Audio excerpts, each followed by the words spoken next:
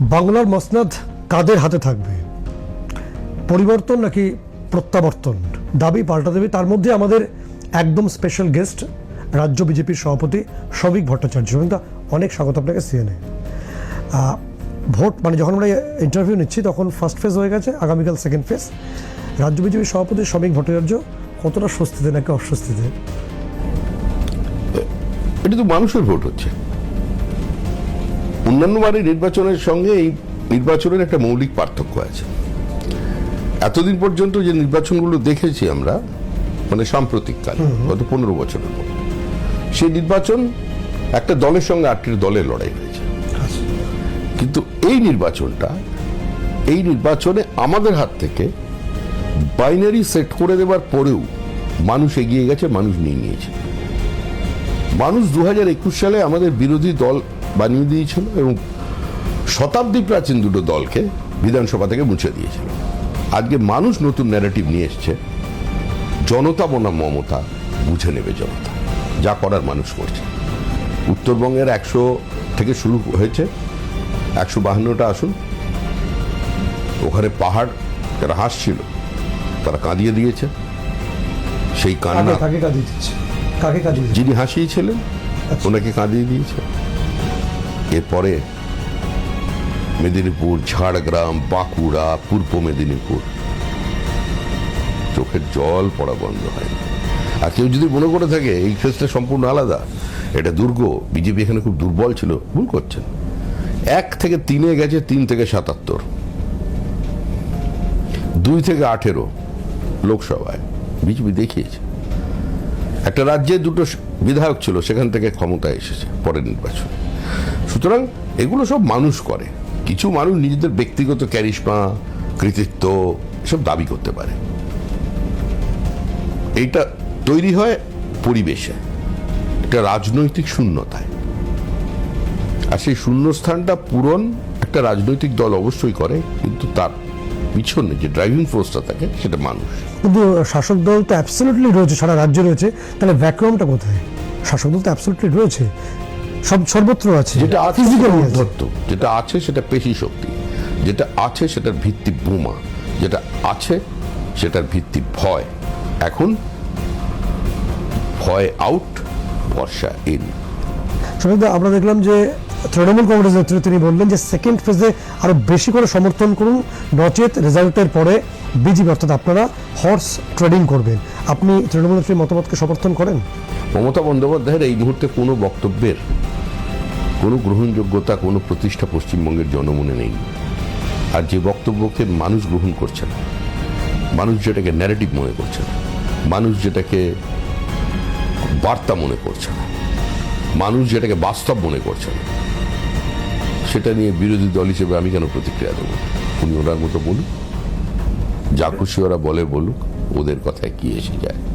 আপনি মাত্র 152-এর কথা বললেন, মানে ফার্স্ট ফেজের যে এই সংখ্যাটা বলুন না, মানে অনেকে তো অনেক নানা মনে নানা মত বলছেন আর কি। সংখ্যা যা বলার, স্বাধীন ভারতের সবচেয়ে বড় সেফোলজিস্ট, সবচেয়ে বড় ভোট কুশলী অমিত শাহ বলে দিয়ে গেছেন। তারপরে সংখ্যা বলার ক্ষমতার কারণে আমার সে অনুমতি নেই, সেই ঔদ্ধত্য বা ধৃষ্টতাও নেই। আগামীকাল তো দ্বিতীয় দফার নির্বাচন, কতটা শান্তিপূর্ণ হয় বলে আপনারা আশা করছেন? আমরা তো মনে করি শান্তিপূর্ণ নির্বাচন হবে, মানুষ নির্ভয় বেরিয়ে আসবেন, ভোট দেবেন।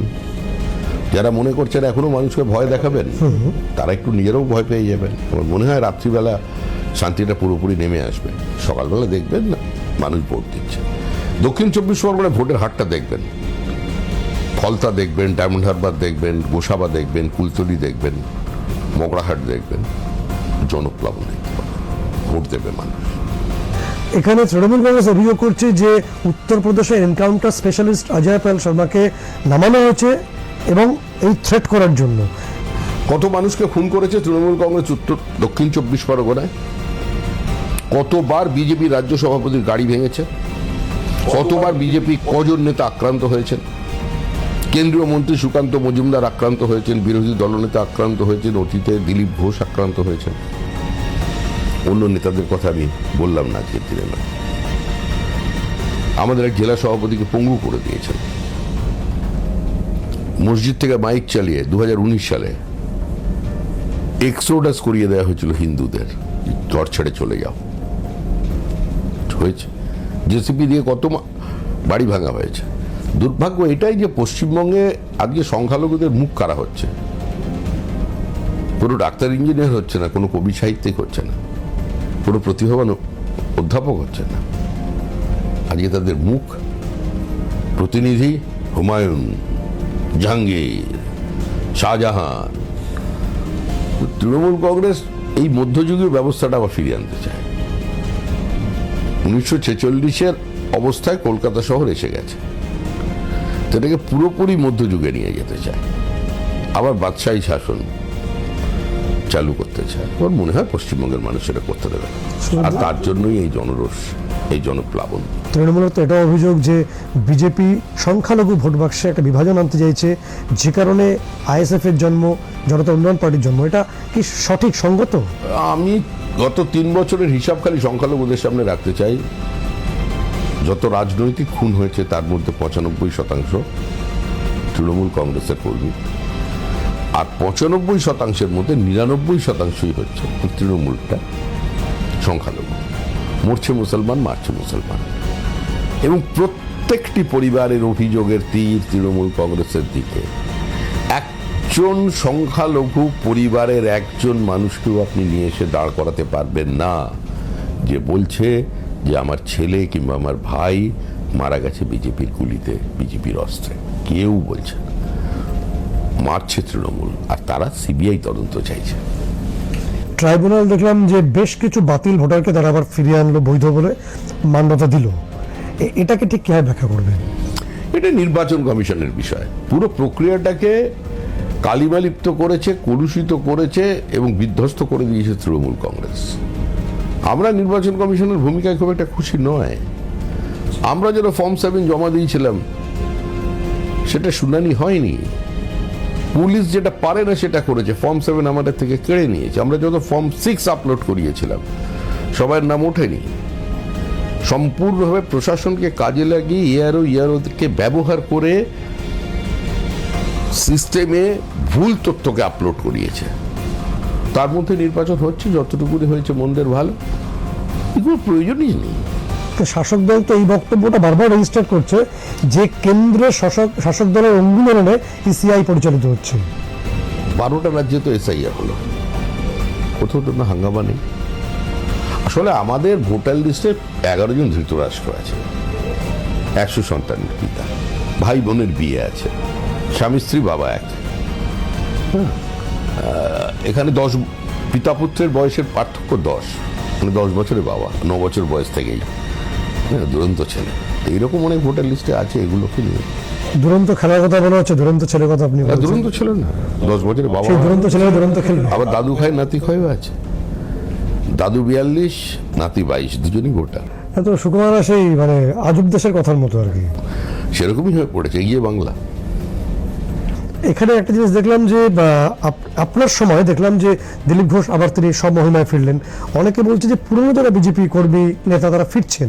এটা অনেকে বলছেন যে শ্রমিকবাবুর একটা নিজস্ব লাইন, সেই সীতারাম বেঙ্গল লাইনের মতো আর কি, নিজস্ব একটা ক্যারিশমা, সেটা কি ঠিক? কোথাও কোনো ক্যারিশমা নেই। আমাদের ডিএনএ তো এক। দিলীপ ঘোষ, শ্রমিক ভট্টাচার্য, শ্রমিক ভট্টাচার্য, দিলীপ ঘোষ। সভাপতির পদটা বহুমানতা 3 বছরের জন্য। প্রত্যেকের কাছেই সিমেন্টিং ফ্যাক্টর হচ্ছে মতাদর্শ, সেটাই আমাদের এগিয়ে নিয়ে যায়। আপনি তো ভালো সংখ্যাতত্ত্বের একটা হিসাব রাখেন। ভবানীপুরে কি হবে? ভবানীপুরে কি হবে? শুভেন্দু জিতবে, এবার নতুন করে বলার কি আছে? ভবানীপুর তো আমাদের ফেভারেবল সিট। ভবানীপুর সেগমেন্টে আমরা লোকসভায় নির্বাচনেও লিড পেয়েছি। অবাধ শান্তিপূর্ণ ভোট হচ্ছে, মানুষ বেরিয়ে ভোট দেবেন। অনেক বহুতলের মধ্যে হয়ে গেছে, আপনার বুথ হয়ে গেছে। কি করে ভাবছেন আপনি ওখানে তৃণমূল কংগ্রেস জিতবে? মানুষ ভোট দিতে, বাংলা তো ঘরের মেয়েকেই চায়, এটা তো স্টাবলিশড। বাংলা তো ঘরের মেয়েকেই চায়। হ্যাঁ, ঘরের মেয়ে কিন্তু চায়। ওই যে আরজি করে মেয়েটি গিয়েছিল, ওই ঘরের মেয়েটাকে বাংলা চায়। যে আমাদের সাঁওতাল বোনেদের মাথা কামিয়ে বিজেপি করার অপরাধে থুতু চাটিয়ে মাথা ঘষতে ঘষতে নাক ঘষতে গ্রামে ঢুকিয়েছিল, ওই বাংলার মেয়েটাকে বাংলা চায়। শাসক দলের তো অভিযোগ এটা হচ্ছে যে একটা আরজি করে ঘটনায় পুরো পলিটিসাইজ করানো বিষয়টাকে।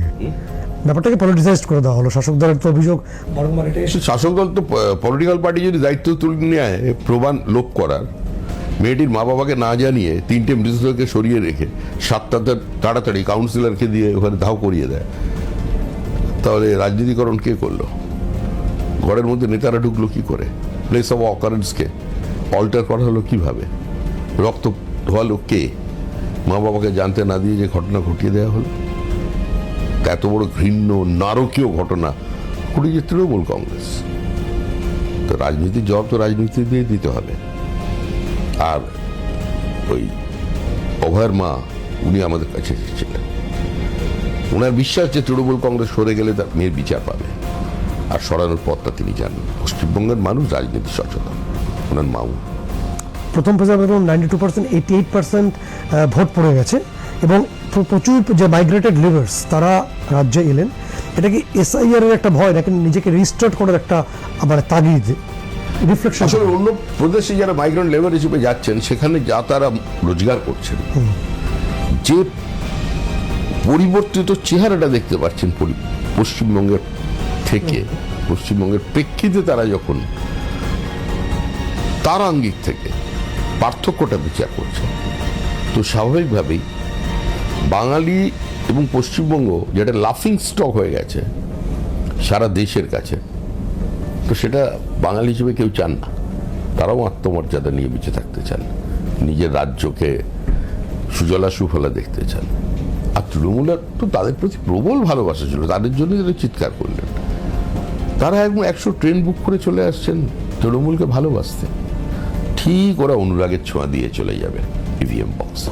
সে অনুরাগের ছোঁয়াটা কি সেটা বুঝতে পারবেন ভোট করলার পরে।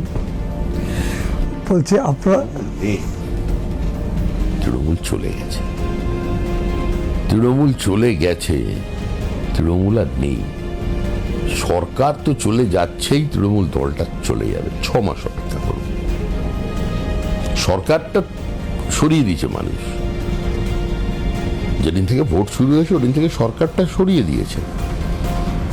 সরকারটা অনেক আগে থেকেই লিভিং ফসিল হয়ে গেছে, কিন্তু ফার্স্ট ফেজ থেকেই সরকার সরে গেছে। এরপরে দেখুন, ব্যবধান নিয়ে আলোচনা করুন, তৃণমূল দল নিয়ে আলোচনা করুন। আর মুখ্যমন্ত্রী তো নিজেই জানেন এটা, উনি তো বলেছেন। আমাদের মুখ্যমন্ত্রী তো হট করে আকাশ থেকে ঝাঁপ দিয়ে পড়ে নেতা হয়ে যাননি। তার নির্দিষ্ট রাজনৈতিক অতীত আছে, সংঘর্ষের ইতিহাস আছে, বিপরীত পরিস্থিতিতে নিজেকে প্রতিষ্ঠা করবার একটা ইতিহাস তার আছে। তিনি মাটি চেনেন, মাটির গন্ধ জানেন, সবচেয়ে বেশি জানেন পশ্চিমবঙ্গে। সুতরাং তিনি বলেছেন তো তৃণমূল থাকলে আবার দেখা হবে। একজন রাজনৈতিক নেত্রী হিসেবে মমতা বন্দ্যোপাধ্যায় সম্পর্কে আপনার ইভ্যালুয়েশন একটু জানতে চাইব। একজন রাজনৈতিক নেত্রী হিসেবে মমতা বন্দ্যোপাধ্যায় সম্পর্কে দীর্ঘক্ষণ বলতে হবে, অত সময় আপনার কাছেও নেই, এই মুহূর্তে আমার কাছেও নেই। একজন আবেগ জড়ানো, ঔদ্ধত্য মাখানো এক নারী। আপনারা যদি ক্ষমতায় চলে, আপনি বারবার সেই কনফিডেন্সের কথা বলছেন, তাহলে 5টা পদক্ষেপ বলুন যেটা পশ্চিমবঙ্গের মানুষের জন্য আপনারা করতে চাইবেন, আপনি করতে চাইবেন। আজকে ছেড়ে দিন, আমি করতে চাইব যা বলার প্রধানমন্ত্রী 5টা কমিটমেন্ট করে দিয়ে গেছেন, তার উপরে বলার অধিকার আমার নেই, সেটা সম্ভব নয়। আমরা যা প্রতিশ্রুতি দিয়েছি, মানে যেটা আমাদের সংকল্প, প্রধানমন্ত্রী যে গ্যারেন্টি দিয়েছেন, তো স্বাভাবিকভাবেই সেইগুলোই তো আমাদের প্রায়োরিটি, সেটাই হবে। আর এই মুহূর্তে আমরা ওই কালকে তো ভোট আছে, তৃণমূল তো চেষ্টা করছে চারিদিকে এদিক ওদিক করে অশান্তি তৈরি করা, বিভিন্ন জায়গার খবর আসছে, তারপর আমাদের কাউন্টিং আছে, কালকের পোলিং আছে, ওই সব নিয়ে এখন একটু আপনি এবার বলে রাতে শান্তি নেমে আসবে, কি ধরনের শান্তি? এইমাত্র এই তো অনেকজনকে ধরেছে, তো ভয় তো পেতে শুরু করেছে।